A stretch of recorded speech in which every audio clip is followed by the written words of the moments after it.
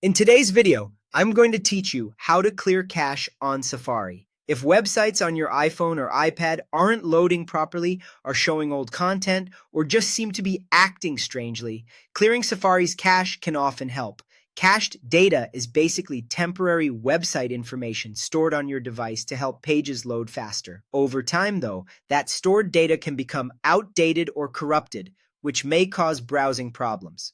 In this video, I'll walk you through two simple ways to clear cache in Safari, depending on whether you want to remove everything or keep your browsing history. Let's start with the first method, which clears cache, cookies, and browsing data all at once. Begin by opening the Settings app on your device. Once you're in Settings, scroll until you find Apps, then tap Safari. Inside the Safari settings, look for the option called Clear History and Website Data and tap it. Depending on your device or software version, you may be asked to choose a time frame. If that appears, select the time frame you want, then tap Clear History to confirm.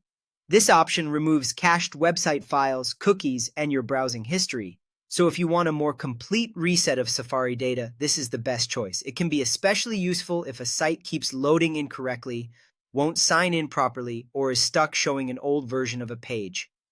Just keep in mind that because it clears history too, websites you previously visited may no longer appear in your recent browsing list. Now let's look at the second method, which is useful if you only want to clear website cache and cookies while keeping your browsing history. Again, open Settings, go to Apps, and then tap Safari. This time, scroll down and tap Advanced. After that, tap Website Data. Here, you'll see the option to remove all website data.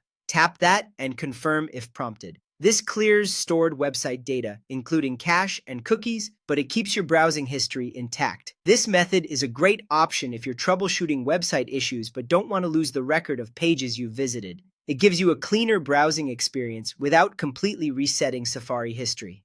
And that's it. Those are the two main ways to clear cache on Safari. If you're trying to fix pages that won't load, websites that look broken, or content that doesn't seem to update, either of these methods can help. Choose the one that best fits your situation, and Safari should start behaving more smoothly.